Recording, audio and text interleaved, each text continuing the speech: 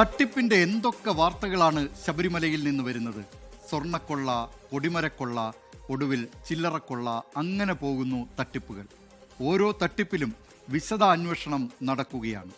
തട്ടിപ്പിന്റെ നാൾവഴികൾ വിശദീകരിച്ച് ഷഫീദ് റാവുത്തർ തയ്യാറാക്കിയ സമഗ്ര റിപ്പോർട്ടിലേക്കാണ് ആദ്യം. സർവത്ര കൊള്ളയോ? പാളി മുതൽ കൊടിമരം വരെ നീളുകയാണ് ശബരിമലയിൽ പലരും നടത്തിയ തട്ടിപ്പുകൾ. കാലം പലതു കഴിഞ്ഞിട്ടും തട്ടിപ്പുകാർ കുരുങ്ങിയിരിക്കുന്നു.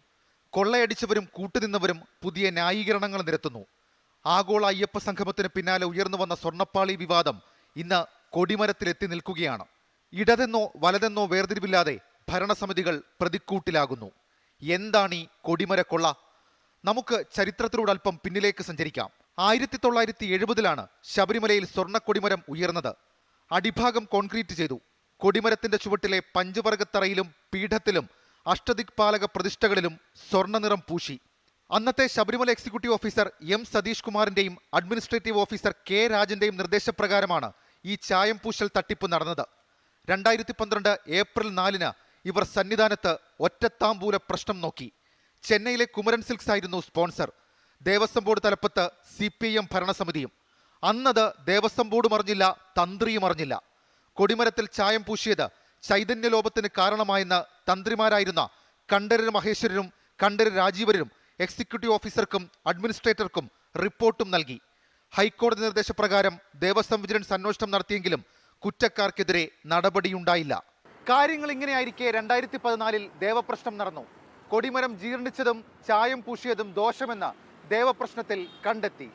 ചെറുവള്ളി നാരായണൻ നമ്പൂതിരി, കുറ്റനാട് രാവുണ്ണിപ്പണിക്കർ എന്നിവരുടെ നേതൃത്വത്തിലായിരുന്നു ദേവപ്രശ്നം. ഇതോടെയാണ് പുതിയ സ്വർണ്ണക്കൊടിമരം സ്ഥാപിക്കാൻ തീരുമാനിച്ചത്. എസ്റ്റിമേറ്റായി കണക്കാക്കിയത് 3,20,30,000 രൂപ. ഇതിൽ 3,20,00,000 രൂപ ഹൈദരാബാദ് ആസ്ഥാനമായ ഫിനിക്സ് ഗ്രൂപ്പ് നൽകി. ശബരിമല എക്സിക്യൂട്ടീവ് ഓഫീസറുടെ പേരിലുള്ള ബാങ്ക് അക്കൗണ്ടിൽ കമ്പനി തുക നിക്ഷേപിക്കുകയും ചെയ്തു. എസ്റ്റിമേറ്റ് തുകയിൽ 30,000 രൂപ മാത്രമായിരുന്നു കുറവ്. സ്പോൺസർ നിക്ഷേപിച്ച തുകയിൽ പലിശ ഇനത്തിൽ 10 ലക്ഷം രൂപ ലഭിച്ചപ്പോൾ തുക എത്രയോ അധികമായി. പക്ഷേ ചിലരുടെ കണ്ണിലുടക്കിയത് തട്ടിപ്പിന്റെ വഴികളാണ്.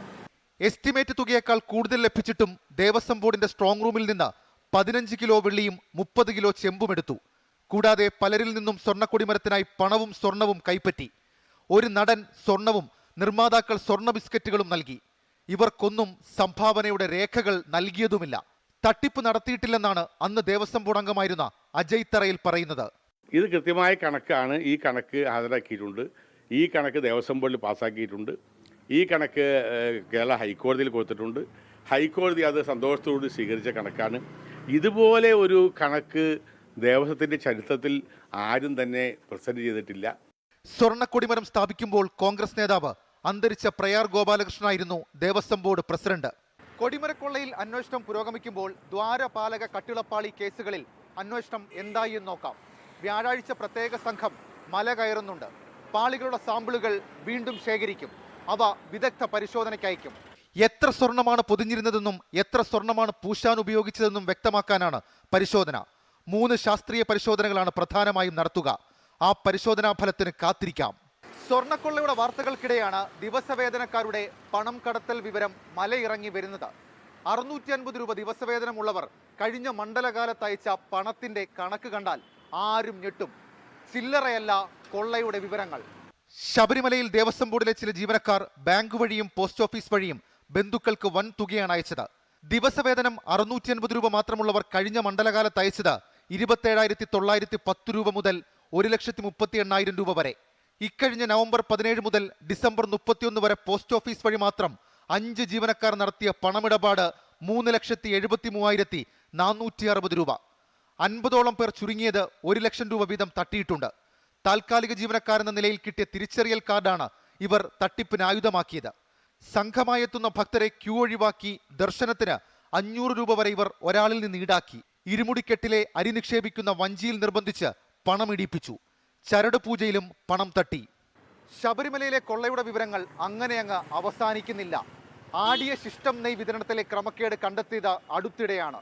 പ്രതി സുനിൽകുമാർ പോറ്റി പിടിയിലായിട്ടുണ്ട്. നെയ്യഭിഷേകത്തിന് അവസരം കിട്ടാത്ത തീർത്ഥാടകരാണ് ആടിയ ശിഷ്ടം നെയ് വാങ്ങുന്നത്. 100 മില്ലി ലിറ്ററിന്റെ കവറിൽ നിറച്ചാണ് വിൽപ്പന. ഒരു പാക്കറ്റിന് 100 രൂപ. വിതരണത്തിന് കൗണ്ടറിൽ ഏൽപ്പിച്ച 16 ലക്ഷം രൂപ വില വരുന്ന 16,000 പാക്കറ്റ് നെയ്യാണ് കാണാതായത്. ഇതുൾപ്പെടെ 36,000-24,000 രൂപ പ്രതി സുനിൽകുമാർ പോറ്റി തട്ടിയെടുത്തെന്നാണ് വിലയിരുത്തൽ. ടിക്കറ്റിനും നെയ് വിതരണത്തിനും പ്രത്യേക കൗണ്ടറുകളാണുള്ളത്. ദേവസ്വം ബോർഡിന്റെ വിവിധ ക്ഷേത്രങ്ങളിലെ ശാന്തിക്കാരെയാണ് ഇത്തരം കൗണ്ടറുകളിൽ ഡ്യൂട്ടിക്ക് നിയോഗിക്കുക. നെയ് പാക്കറ്റിൽ നിറയ്ക്കുന്നത് മുതൽ വിതരണം വരെയുള്ള ഘട്ടങ്ങളിൽ കൃത്യമായ രജിസ്റ്ററുകൾ സൂക്ഷിക്കാത്തതാണ് ക്രമക്കേടിന് കാരണം. മുൻ വർഷങ്ങളിൽ സംശയമുയർന്നപ്പോഴൊക്കെ എണ്ണത്തിലെ പിശകെന്ന് പറഞ്ഞ് ഒതുക്കി തീർക്കുകയായിരുന്നു. ലക്ഷക്കണക്കിന് ഭക്തർക്ക് ശബരിമല എന്ന് കേട്ടാൽ ഇപ്പോൾ നെഞ്ചിൽ തീയാണ്.